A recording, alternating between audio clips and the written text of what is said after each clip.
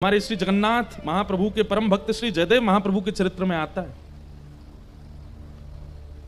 जयदेव महाप्रभु जिन्होंने गीत गोविंद की रचना की, बहुत ध्यान से सुनिएगा। उनकी पत्नी कौन थी? परसों हमने बताया था, पद्मावती। जयदेव महाप्रभु के साथ रहते रहते, गीत गोविंद का पाठ करते करते उनकी पत्नी पद्मावती में भी कई भगवत लक्षण आने लग गए थे। जैसे जयदेव महाप्रभु तेजस्वी थे, जैसे जयदेव महाप्रभु प्रभावशाली थे, ऐसी उनकी पत्नी भी रहती पत्नीत्व में थी, रहती वो भीतर ही थी, लेकिन उसका प्रभाव भी कम नहीं था। एक बार एक राजा ने जयदेव महाप्रभु से दीक्षा ग्रहण कर ली। सब लोग इधर देखो, ध्यान से सुनो। दीक्षा ग्रहण करके जयदेव महाप्रभु को अपनी गुरु पदवी पर बिठा करके अपने राज्य में ही उनको कहा कि आप यहीं निवास कीजिए। तो जयदेव महाप्रभु ने विचार किया कि राजा के यहां रहकर के उसको सही निर्देशन देने से राज्य का भला होगा। अच्छा, रुक जाते हैं। कुछ दिन बाद जयदेव महाप्रभु ने कहा कि आप अपनी गुरु मां को भी बुलवा लो यहीं पर, मतलब पद्मावती जी को। तो राजा ने सहर्ष स्वीकार किया और पद्मावती गुरु माता, उनका आगमन हुआ। हमारी निवेदन है, बहुत ध्यान से सुनिएगा। तो जो राजा की पत्नी थी, कहीं ना कहीं उसके मन में यह भाव आता था कि आज तक तो उसी को ही पूजते थे पूरे राज्य में सब लोग, राजमाता राजमाता कहकर के सब लोग उसको वंदन करते थे। लेकिन जब से पद्मावती का आगमन हुआ, गुरु माता का आगमन हुआ, तो जो प्रणाम करने वाले सिर झुकाते ना, वो पहले पद्मावती जी को झुकाते, बाद में रानी को झुकाते। रानी को इस बात से थोड़ा मनी मन ईर्ष्या होने लगी। एक बात कहें, कबीरदास जी का एक पद है, मुझे याद नहीं आता, उसमें कबीरदास कहते हैं, काम जीत लोगे, क्रोध जीत लोगे, लेकिन ईर्ष्या नहीं जीती जाती। दूसरे के प्रति सम्मान देख करके उसके प्रति ईर्ष्या ना हो, ये तो कोई जगन्नाथ महाप्रभु की कृपा दृष्टि भाजन व्यक्ति के साथ ही हो सकता है कि उसमें ईर्ष्या ना आवे, आ ही जाती है।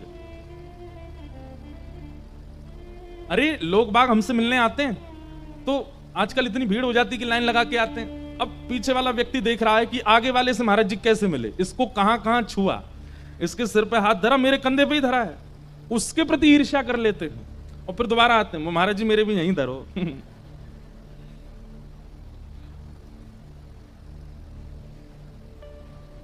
हमें तो बहुत कुछ देखना पड़ता है कथाओं में।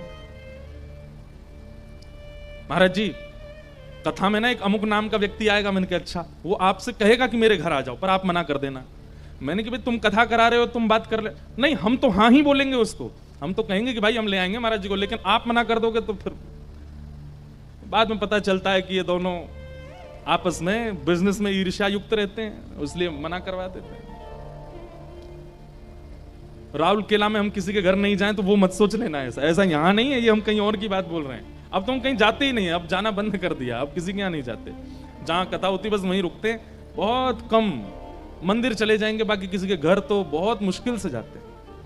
वो बात अलग है, पहले कहीं कथाएं हुई हैं वहां घरों में गए हैं तो उनके यहाँ तो चले जाते हैं, पर अब और कहीं नहीं जाते। वो लोगों में प्रतिस्पर्धा हो जाती है, ईर्ष्या हो जाती है एक दूसरे में, इसके घर कैसे आ गए।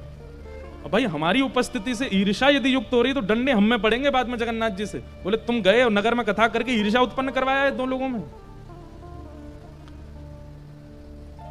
तो पद्मावती, अब पद्मावती का जब से राज्य में आगमन हुआ, वो तो गुरु मां है, जयदेव महाप्रभु की पत्नी, उनको थोड़ा सम्मान देने लगे सब लोग, और इस बात से राजा की पत्नी को स्वीकार नहीं होता था। अब तो ये भी स्थिति हो गई थी कि जब सभा में बैठते थे तो राजा बैठता था, राजा के बगल में थोड़े ऊंचे सिंहासन पर जयदेव महाप्रभु बैठते थे, और रानीवास में रानी बैठती थी, उससे थोड़े ऊंचे सिंहासन पर पद्मावती बैठती थी, वो गुरु मां है। सब चीजों से ईर्ष्या उत्पन्न होती जा रही थी। एक दिन की बात, सब रानीवास में बैठे थे, तभी कुछ लोगों ने आकर के कहा, रानी आपके दूर के भाई, उनका युद्ध चल रहा था ना? बोले जी। रानी बड़ी व्याकुल हो गई इस बात को सुनकर के, मेरे भाई वीरगति को प्राप्त हो गए। पद्मावती जी वहीं बैठी थे। रानी रो करके बोली, मेरे भाई वीरगति को प्राप्त हो गए, अभी तो ब्याह हुआ था उनका, उनकी पत्नी अभी युवा है, अभी तो संतान भी नहीं हुई है उनके यहां, और भैया वीरगति को प्राप्त हो गए। तभी अगले दिन समाचार आया कि उनकी जो पत्नी थी भाई की जो पत्नी थी उसने सतीत्व ग्रहण कर लिया, अपने पति के साथ ही चिता में बैठ करके सतीत्व को ग्रहण कर लिया। अब ये बात जब रानी को पता चली तो रानी ने अपने पूरे रानीवास में कहा, मेरी भाभी का त्याग देखा आप लोगों ने, मेरे भैया के प्राण चले गए तो उन्होंने भी सतीत्व ग्रहण कर लिया, वो सती हो गई, चिता पर बैठ करके उन्होंने भी त्याग कर दिया अपने जीवन का। तो ये बात सुनकर के पद्मावती जी बोली, बहुत बहुत ऊंची स्थिति है तुम्हारी भाभी की, लेकिन इससे भी ऊंची स्थिति की सतीत्व हमने सुनी है। और वो सतीत्व ऐसा होता है कि पति की मृत्यु की खबर पड़ते ही प्राण अपने आप निकल जाते हैं, स्वतः निकल जाते हैं। अब ये बात तो उनने सहज भाव से कही, लेकिन पद्मावती की इन बातों से रानी को लगा कि ये मेरी भाभी का उपहास कर रही हैं। एक तो उन्होंने सतीत्व को ग्रहण किया, ऊपर से ये कह रही है कि उससे भी बड़ा सतीत्व कुछ होता है। पद्मावती की बातों को सुनकर के रानी बोली, आप भी पतिव्रता नारी है ना? पद्मावती बोली, इसमें कोई संशय नहीं है, मैं जयदेव महाप्रभु के प्रति अपने इष्ट भाव रखती हूं, वही मेरे जगन्नाथ हैं, वही मेरे सर्वस्व हैं। और एक दिन ऐसा स्वांग रचा,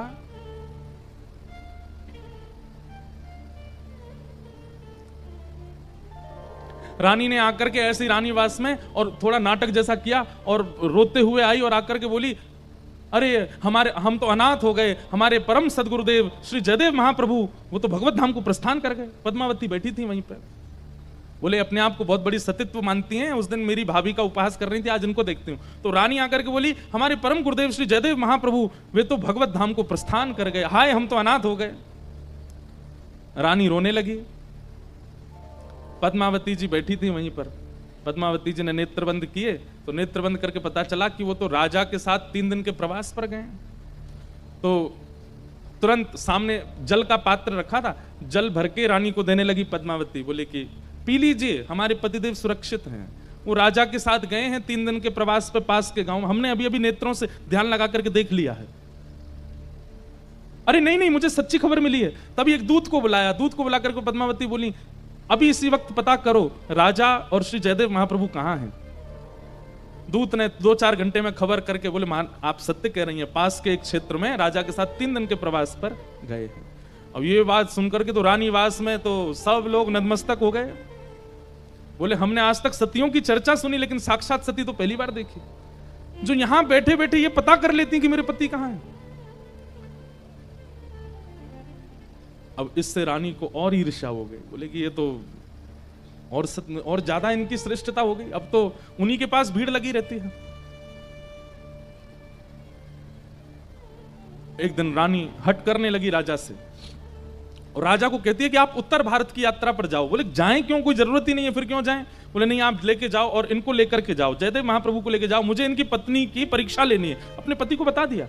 राजा ने कहा तुम अच्छा नहीं कर रही हो, इससे अनर्थ हो जाएगा, पूरे राज्य का सर्वनाश हो जाएगा, तुम गुरुदेव और गुरुमा की परीक्षा ले रही हो। लेकिन पत्नी हट, नतमस्तक होना ही पड़ता है, चाहे राजा हो पति। भोजन प्रसाद बंद कर दिया, बात करना बंद कर दिया राजा से। अंत में राजा बोला, देवी होगा तो अनर्थ हमारा, लेकिन तुम्हारे इस हट के आगे मैं अपनी हार मानता हूं, ले जा रहा हूं उत्तर भारत किया। क्योंकि रानी को पता था कि उत्तर भारत दूर है, वहां से संदेश नहीं आ पाएगा, और तब मैं ये कह दूंगी कि उनके प्राण चले गए, और तब देखती हूं क्या होगा।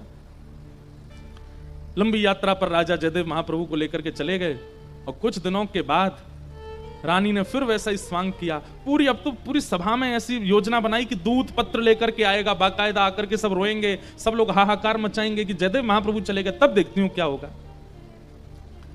और एक दिन वही हुआ, रानीवास में एक दूत आया, आकर के चिल्ला चिल्ला करके कहने लगा, हमारे परम पिता, हमारे साक्षात गुरुदेव श्री जयदेव महाप्रभु का भगवत धाम गमन हो गया। राजा ने स्वयं पत्र लिख करके भेजा और नीचे हस्ताक्षर किए हैं, 15 दिन के अंदर उनका शव लाया जाएगा। सब लोग रोने लगे, लेकिन पद्मावती अभी भी जानती हैं कि कुछ हुआ नहीं है, लेकिन इस रानी को बहुत पड़ी है मेरे सतीत्व को देखने की। और तुरंत पद्मावती जी ने योग ध्यान लगाया और अपनी योग अग्नि से अपने सतीत्व को ग्रहण कर लिया और वहीं अपने प्राण त्याग दिए। प्राण त्याग करके शिथिल शरीर पड़ा है उनका, प्राण जा चुके। ये देख करके तो रानी तो घबरा गई, बोली सच में चली गई क्या? वैद्य बुलाया, वैद्य ने कहा इनकी नब्ज नहीं चल रही है, इनकी श्वास नहीं चल रही है, हृदय की धड़कन रुक चुकी है, प्राण निकल चुके हैं इनके। अब सब स्वांग जो कर रहे थे, नाटक कर रहे थे, वो सब रानी से कहने, रानी ये क्या कर दिया आपने? जयदेव महाप्रभु तो जीवित हैं, इन्होंने प्राण त्याग दिए। बोले राजा को अभी पत्र लिख करके कहो कि वो तुरंत वापस आवे, आधे रास्ते से ही आवे, अब मैं कैसे संभालूंगी, क्या होगा? आदि ग्लानि होने लगी अपने ऊपर। 3 दिन तक उनका शव रखा गया, 3 दिन तक उनके शव को रखा पद्मावती जी के, और 3 दिन बाद राजा लौट करके आए, साथ में जयदेव महाप्रभु आए। रानी ने सब सत्य बता दिया। बोले गुरुदेव मुझसे अपराध हुआ, मैं जानबूझ के इनका सतीत्व देखना चाहती थी, इसलिए मैंने 2 बार अपराध किया। पहले बार में तो इन्होंने अपना सतीत्व का परिचय दिया, पर दूसरे बार में तो पूर्ण परिचय दे दिया, इन्होंने प्राण त्याग दिए। जयदेव महाप्रभु बोले तुम चिंतित मत हो। अपनी पत्नी पद्मावती के शव के पास जयदेव महाप्रभु गए और उनके सिर को उठा करके अपनी गोद में रखा। महाप्रभु श्री जगन्नाथ जी का स्मरण किया और स्मरण करके कान के समीप जाकर के जयदेव महाप्रभु गीत गोविंद का पाठ करने लगे। धीर समीरे यमुना तीरे बसती बने वनमाली। जब गीत गोविंद का पाठ किया और महाप्रभु जगन्नाथ जी का स्मरण करते हुए जगन्नाथ जगन्नाथ जगन्नाथ रक्षमाम महाबाहो महाबाहो महाबाहो पाहिमाम। अरे प्रिय पद्मावती, अब अपनी योग निद्रा त्याग दो। तुम्हारा सतीत्व ग्रहण करना तब सार्थक होता जब मेरे प्राण चले गए होते, पर मैं तो जीवित हूं। तुम तुरंत वापस आ जाओ। देखो रानी व्याकुल हो रही है, सब राज्य के लोग व्याकुल हो रहे हैं, अब विलंब मत करो। महाप्रभु जगन्नाथ की सेवा में अभी तुम्हें बहुत समय व्यतीत करना है, तुरंत वापस आ जाओ। जैसे ही कान में ये बात कही, जयदेव महाप्रभु ने तुरंत पद्मावती उठ करके खड़ी हो गई और सबके सामने ये सतीत्व देख करके सब नतमस्तक हो गए। राजा तो पूर्ण समर्पित था जयदेव महाप्रभु को, लेकिन आज पत्नी और पूरा राज्य पूर्ण समर्पित हो गया जयदेव महाप्रभु को। बोले कि आप वैष्णव बंधुओं चमत्कार नहीं दिखाता। एक बात ध्यान से सुन लीजिएगा, वैष्णव भक्त चमत्कार नहीं दिखाता। वैष्णव भक्त की सामान्य क्रिया पर ठाकुर जी चमत्कार करते हैं, वो नहीं करता है। उसका ना विश्वास होता है, ना उसकी स्थिति होती है। ठाकुर जी करते हैं लीला तो। और ऐसे सतीत्व का उन्होंने स्थापन किया। उसके बाद रानी ने पद्मावती जी के चरणों में बैठ करके शिक्षा ग्रहण की कि आपके जैसे मैं कैसे सती बनूं अपने पति के लिए। और श्री पद्मावती जी ने फिर उनको सतीत्व का पाठ पढ़ाया, पति के प्रति कैसी भावना, उनके प्रति कैसी श्रद्धा, कैसा नियम, आदि आदि सब। और सतीत्व केवल स्त्रियों का नहीं होता है बंधुओं, पुरुषों का भी होता है। एक पत्नी प्रति पति भी होते हैं। और एक बात आपको बता दें, मैं कितनी बार कथाओं में कह चुका, इंटरव्यूज में कह चुका हूं, दुनिया में सबसे बड़ा व्रत यदि कोई है तो वो एक ही है। क्या? किसी एक के ही रहो हमेशा। ये सबसे बड़ा व्रत है।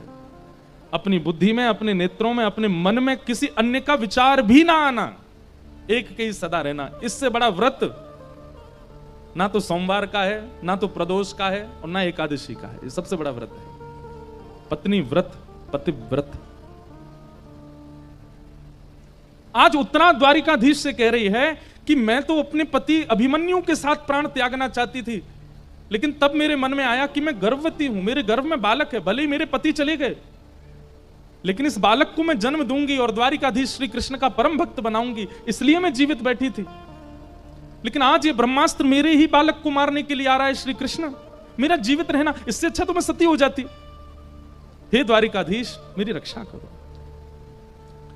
उत्तरा ने भगवान के चरणों में नतमस्तक होकर के जब प्रार्थना की है, भगवान श्री कृष्ण रथ पर चढ़ चुके हैं द्वारिका जाने के लिए, लेकिन उत्तरा की उस करुण पुकार को सुनकर के ठाकुर जी नीचे उतर आए। और एक रूप से तो भगवान बाहर खड़े हैं और दूसरे रूप से अंगुष्ठ मात्र वायु का रूप धारण करके उसके गर्भ में भीतर प्रवेश करके अपनी चक्रा नाम की गदा को भगवान ने इतनी द्रुत गति से आकाश में घुमाया, अश्वत्थामा के द्वारा छोड़ा गया ब्रह्मास्त्र आकाश में नष्ट हो गया और उत्तरा के गर्भ के बालक की रक्षा हो गई। बोलो भक्त वत्सल भगवान की।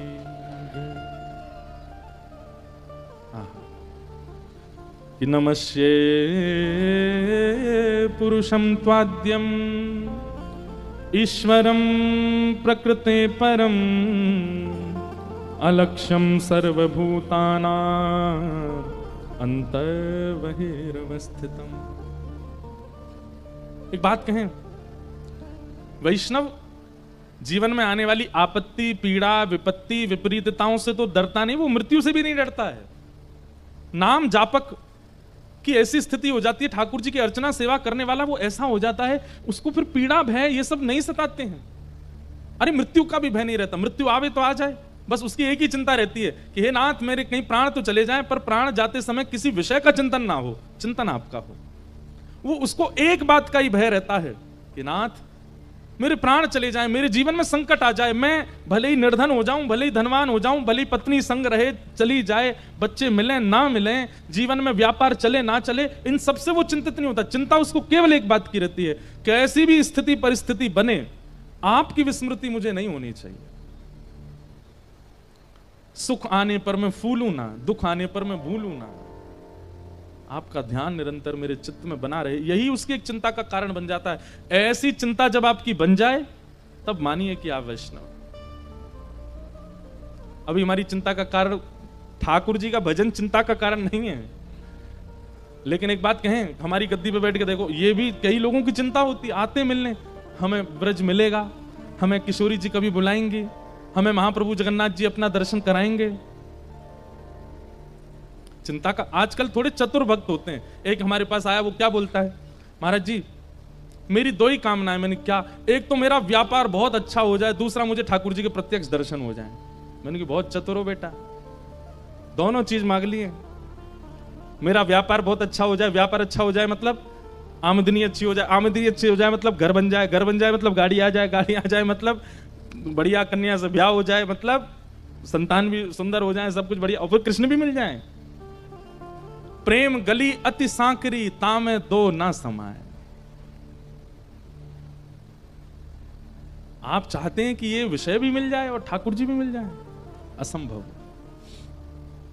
और विषय यदि मिल भी गया, कई धनवान लोग यहां बैठे हैं, वो लोग अगर सोचें कि हमारे पास तो सब कुछ है, हमें ठाकुर जी नहीं मिलेंगे, कई विषय मिल भी जाएं तो उस विषय के प्रति वैसी आसक्ति नहीं होगी। श्रीमद् भागवत में कथा आती है राजा अम्बरीश की। अम्बरीश राजा कैसे राजा हैं पता है? केवल पृथ्वी के राजा नहीं है, 3 लोक के राजा हैं। पृथ्वी का भी राज्य उनके अंडर में आता है, स्वर्ग का भी राज्य और रसातल का भी, तीनों के राजा, यानी कि इंद्र और यमराज भी कोई कोई आज्ञा लेते हैं उनसे। ऐसे राजा अम्बरीश। उन अम्बरीश राजा के विषय में कहते हैं कि वो खुद ही सेवा करते हैं ठाकुर जी की। श्रीमद् भागवत में प्रसंग आता है श्री अम्बरीश महाराज का।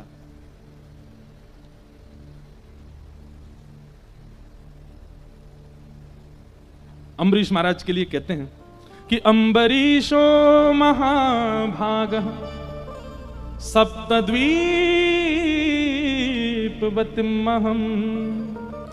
अव्ययां च श्रियं लब्ध्वा विभवं चातुलं भुवि। अम्बरीश राजा सप्तद्वीपों के राजा हैं, लेकिन उनका स्वभाव कैसा है? तो सवै मनः कृष्ण पदारविंदयो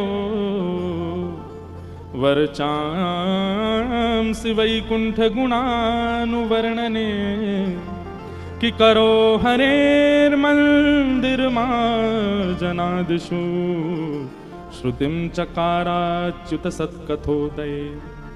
सीखने वाली बात है, बहुत ध्यान से सुनिएगा। अम्बरीश राजा के विषय में क्या कहते हैं?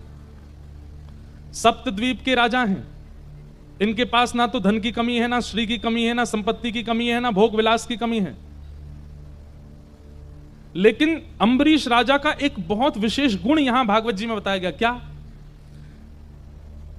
कोई भी काम है, कोई बहुत बड़ा राजा मिलने के लिए आया है तो कहते हैं मंत्री जी आप जाकर के मिल लीजिए, समझ लीजिए क्या कहना चाहते हैं। कोई बहुत बड़ा व्यापारी आया है तो अपने परिवार के लोगों को भेजते, तुम जाके कर लो उस काम को।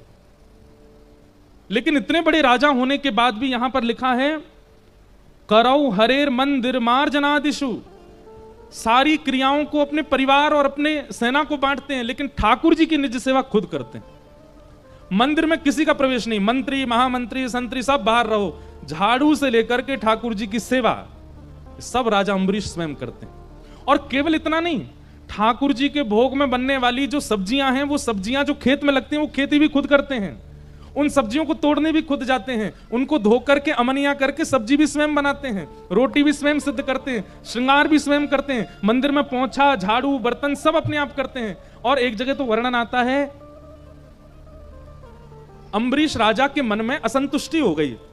कैसी? मैं अभी सेवा में कोई चूक कर रहा हूं, राजा हैं पर सुबह केवल एक बार मुकुट पहनते हैं, पूरी दुनिया को दिखा देते हैं एक बार सभा में, फिर उसके बाद मुकुट उतार करके और स्वाफी वगैरह कमर पर बांध करके और बिल्कुल सेवक बन करके अपरस में सेवा में चले जाते हैं ठाकुर जी की में। एक दिन अम्बरीश राजा के मन में आया कि मुझसे सेवा में कुछ तो छूट रहा है, ऐसी कौन सी सेवा है जो शायद मैं नहीं करता हूं, कहीं और से हो रही है। और तभी उनके मन में क्या आया, आटा गूंद रहे थे, सप्त द्वीपों का राजा अम्बरीश आटा गूंद रहा है, पत्नी को भी अधिकार नहीं है सेवा में आने का, तुम बाहर रहो, बच्चों को संभालो, परिवार को, ठाकुर जी की सेवा मैं खुद करूंगा। आटा गूंदते गूंदते मन में आया, ये आटा पहले अनाज था, ये आटा कैसे बना? बोले आटा बना पीसने से, किसी ने चक्की में किसी और ने पीसा है। अपने सब सैनिकों को बोले आटा कौन पीसता है? बोले वो लोग पीसते हैं। बोले उनसे कहो चक्की घर पे दे जाए, मैं पीसूंगा खुद। इतनी सेवा भी कोई और नहीं करेगा, ये भी मैं ही करूंगा। मेरे प्रभु हैं, मेरे नाथ हैं, मेरे स्वामी हैं, उनकी सेवा में चूक कैसी? और जब चक्की आ गई घर में, रानी मंत्री संतरी सब सिर पर हाथ धर के बैठे, बोले पागल हो गए हमारे, इनको सप्तद्वीपों का राजा बना किसने दिया है? ये चक्की खुद पीस रहे हैं। और चक्की के पास बैठ करके गेहूं लेकर के डालते जा रहे हैं और अम्बरीश राजा स्वयं अपने हाथों से चक्की पीस रहे हैं। इस दृश्य को देख करके ठाकुर जी रोक नहीं पाए स्वयं को, और अम्बरीश राजा के मंदिर में बैठे ठाकुर जी सचल प्रकट हो गए और दौड़ करके जाकर के अम्बरीश को हृदय से लगा लिया। बोले तुम्हारी भक्ति से मैं बहुत प्रसन्न हूं, तुम्हारे पास क्या कमी है? अरे कोई एक नगर का राजा होता, एक देश का राजा होता, तुम सप्तद्वीपों के राजा हो। तुम्हारी भ्रगुटी टेढ़ी करने पर देवता भी हिल जाते हैं और तुम यहां चक्की पीस रहे हो मेरी सेवा के लिए।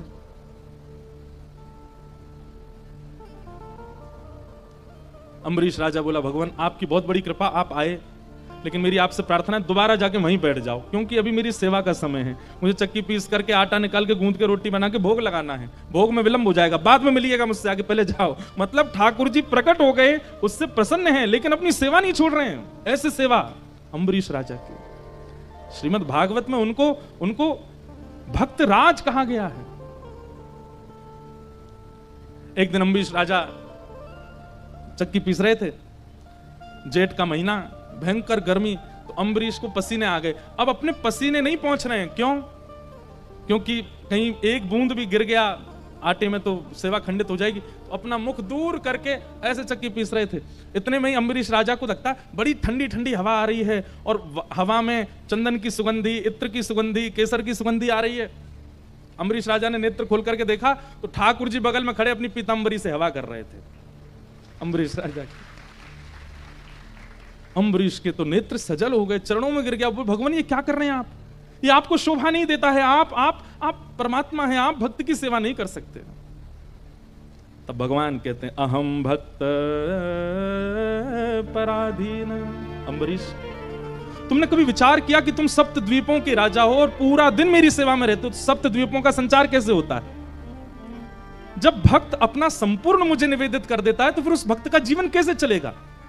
यहां लोगों की शिकायत नहीं खत्म होती, महाराज जी नाम जप कैसे करें, क्यों पढ़ाई बच्ची है, नाम जप कैसे करें, अभी तो जॉब बच्ची है, नाम जप कैसे करें, हमें तो घर के लिए कमाना है, गृहस्थाश्रम में रहते हैं, पत्नी के लिए आदि आदि, इतनी शिकायतें करते हैं। पर अम्बरीश तुमने कभी कोई शिकायत नहीं की, तुम पूरे दिन सेवा में रहते हो, तुम कभी सोचते नहीं तुम्हारा घर परिवार चलता कैसे? मैं ही तो चलाता हूं। जब भक्त अपना सर्वस्व मेरे सेवा में अर्पित कर देता है, उस भक्त का सब कुछ संभालने की, तुमको आज पता चला कि तुम्हारी हवा में कर रहा हूं, बाकी तो तुम्हारा राज्य पूरा मैं ही चला रहा हूं, क्योंकि तुम पूरे दिन सेवा में रहते हो।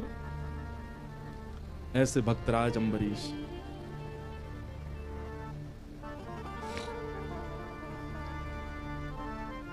अद्भुत। आप नहीं, इससे तो हमें भी मन में आना चाहिए। हम भी अपने गिरधर लाल जी को लिए घूमते हैं सब जगह, कई सेवा ऐसी वो हम नहीं करते, श्रृंगार कर देते हैं, बाकी तो आरती की सेवा किसी और की, शयन की सेवा किसी और की, भोग की सेवा किसी और की। क्या सेवा? बस श्रृंगार करके पूरा श्रेय ले लेते हैं, हम करते हैं सेवा। पर ठाकुर जी की एक एक सेवा, एक एक भाव अपने हाथों से हो,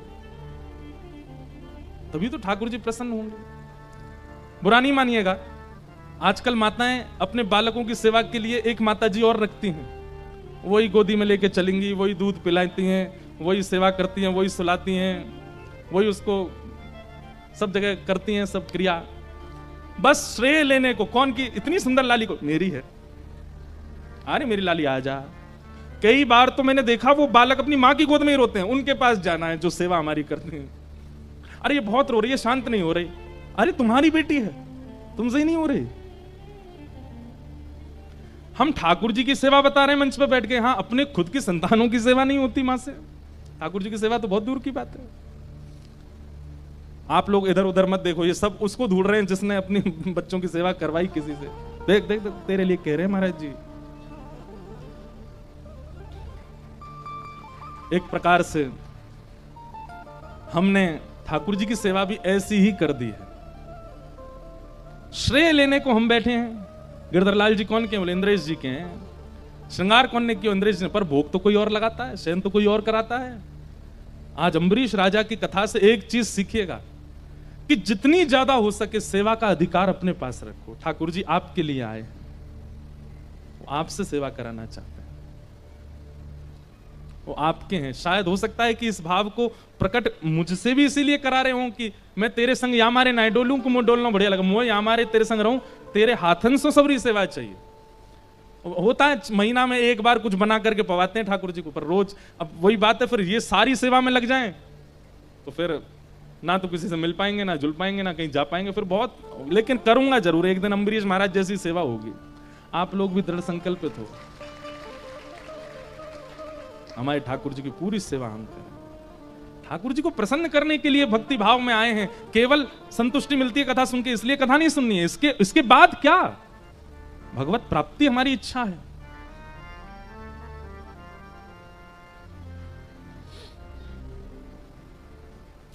अम्बरीश महाराज वो एकादशी व्रत करते थे, कथा पता होगी सबको। थोड़े थोड़े आगे आ जाओ, बिना उठे नेक नेक खिसक के आओ। अम्बरीश राजा एकादशी व्रत करते थे और आपका नियम था कि आप समय पंचांग देख करके द्वादशी कब लग रही है तभी पारणा करते थे।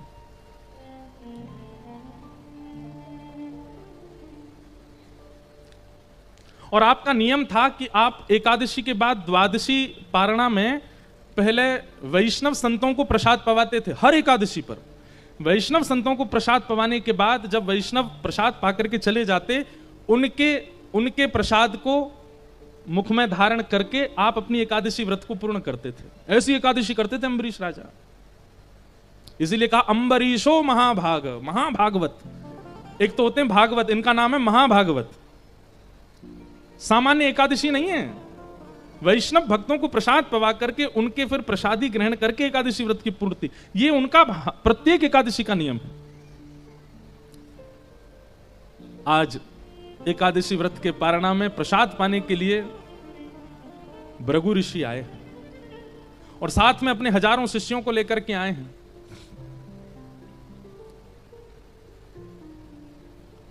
आए, चरण धोए, चरण धो करके उनका तिलक किया, बहु सम्मान किया, माला पहनाई, दक्षिणा प्रदान की। अम्बरीश राजा ने कहा भगवान प्रसाद तैयार है, आप पाने के लिए विराज जाइए। भृगु ऋषि बोले अभी संध्या का समय हो गया है, हम संध्या करके आते हैं, स्नान करके आते हैं, तब तक तुम प्रसाद की तैयारी करो, हम अभी आ रहे हैं। अच्छा, भृगु ऋषि प्रसाद पाने और व्रत पूर्ण कराने नहीं गए थे, वो परीक्षा लेने ही गए थे अम्बरीश राजा की। नारद जी से इतनी प्रशंसा सुनी थी, नारद जी जब भी मिलते भृगु ऋषि को तब कहते भाई भक्त तो अम्बरीश है, सप्त द्वीपों का राजा भक्त अम्बरीश है, उस जैसा भक्त नहीं देखा। तो इनके मन में भी आया हम भी तो देखें ऐसा कैसा भक्त है। अम्बरीश महाराज का नियम था कि आप संतों को प्रसाद पवाते और जैसे ही पारणा का समय होता उसी समय प्रसाद ग्रहण करके अपना व्रत खोलते थे।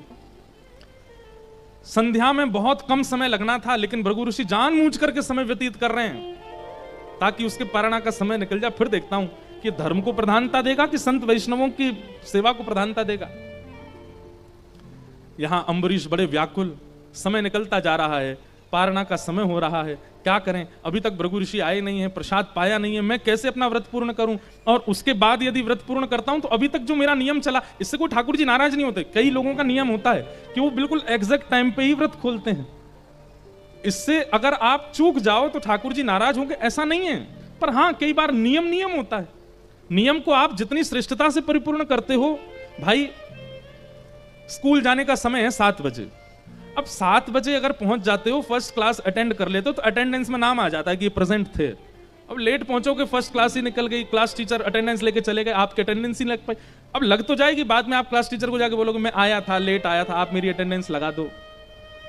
पर समय से पहुंचने पर अटेंडेंस हो जाती है कि हाँ ये उपस्थित थे। ठीक उसी प्रकार समय पर नियम की पूर्ति करने से उपस्थिति दर्ज होती है, लेकिन कभी नियम टूट जाए तो उससे ठाकुर जी नाराज नहीं होते हैं। लेकिन अम्बरीश राजा का नियम था कि अपने समय से ही पारणा करना है। और यहां भृगु ऋषि तो जबरदस्ती आत्मजल लेकर के बैठे हैं, संध्या कर रहे हैं, बोले कि आज इसका समय ही निकले, देखता हूं क्या करेगा। 2-4 मिनट रह गए थे, वशिष्ठ ऋषि के चरणों में जाकर के प्रणाम किया, अपने गुरुदेव को प्रणाम करते हुए अम्बरीश राजा बोले भगवान कुछ बताइए ना, भृगु ऋषि आए प्रसाद पाने, लेकिन अभी तक आए नहीं और मेरे पारणा का समय हो गया, मैं क्या करूं, मेरा नियम टूट जाएगा। मेरे नियम में मुझे कुछ समृद्धि या उपलब्धि नहीं चाहिए, केवल भगवत दर्शन का नियम रखा है मैंने, मैं इस नियम को इसलिए पालन करता हूं ताकि ठाकुर जी मेरे हो जाएं बस। और कहीं ये नियम टूट गया तो ठाकुर जी मेरे होने में दिक्कत ना हो जाए। वशिष्ठ ऋषि बोले देखो तुम एक काम करो, बोले क्या, ठाकुर जी का अभिषेक करो और अभिषेक करके जो पंचामृत ठाकुर जी का होगा उसका पान कर लो, अपना नियम भी हो जाएगा, और फिर जब भृगु ऋषि पाके चले जाएं तो उस प्रसाद को पा लेना। और आपने तुरंत ठाकुर जी का अभिषेक किया पंचामृत हाथ में लेकर के, और जैसे ही पारणा का समय हुआ तुरंत उसको पान करके अपना नियम पूरा कर दिया। ये यहां पी ही रहे थे कि इतने में भृगु ऋषि आ गए, और भृगु ऋषि आकर के बोले अच्छा हमको बुलाना तो ढोंग है तुम्हारा, तुम तो केवल अपने नियम के पक्के हो, अपने नियम का पालन करना जानते हो। अरे जब ये नियम था कि कोई ऋषि आकर के पाएगा उसके प्रसाद के बाद ही मैं ग्रहण करूंगा, तो ये नियम तुमने तोड़ा क्यों? अम्बरीश राजा बोले नहीं, मैंने वैसे नहीं, कोई भाव नहीं था भगवान, अन्न सेवन तो अभी भी आपके प्रसाद के बाद ही पाऊंगा, केवल मेरे एक समय पर नियम पूर्ति के लिए मैंने गुरु आज्ञा लेकर के बस चरणामृत लिया। लेकिन भृगु ऋषि क्रोध में भर गए, तुरंत अपनी जटा फेंक करके नीचे, कृत्या नाम की राक्षसी प्रकट हो गई और उसको कहा विध्वंस कर दो अम्बरीश राजा का। अम्बरीश राजा तो हाथ जोड़ करके बैठ गए, नेत्रों से आंसू, बोले भगवत मिलन तो हुआ नहीं, एक राक्षसी के द्वारा वध होगा मेरा, हे नाथ मेरी रक्षा करो। मैंने जानबूझ करके वैष्णव अपराध नहीं किया है, मैंने ऋषि का अपराध जानबूझ केवल अपने नियम की रक्षा के लिए आपका चरणामृत सेवन किया है। ठाकुर जी से कहां देखा जा रहा था, प्रबल प्रेम के पाले पड़कर हरि को नियम बदलते देखा, अपना मान टले टल जाए पर भक्त का मान न टलते देखा। तुरंत भगवान ने सुदर्शन जी को आज्ञा की, बोले जाइए पहले तो कृत्या को खत्म करो, और उसके बाद ये बहुत सबको श्राप देते रहते भृगु ऋषि, आज इनको मजा चखाओ। इतने में ही देखा कि दूसरे सूर्य के समान तेज पृथ्वी की ओर आ रहा है। देख करके कृत्या घबराई, वो सूर्य नहीं था, सुदर्शन जी महाराज थे। हमारे जगन्नाथपुरी में महाप्रभु जी 4 विग्रह में विराज रहे हैं, श्री जगन्नाथ जी, सुभद्रा जी, बलराम जी, और श्री जगन्नाथ जी के ठीक बगल में श्री सुदर्शन जी। सुदर्शन यहां संगी रहते हैं ठाकुर जी के, और सुदर्शन जी भी विकराल रूप में नहीं है, बस सामान्य से रूप में है।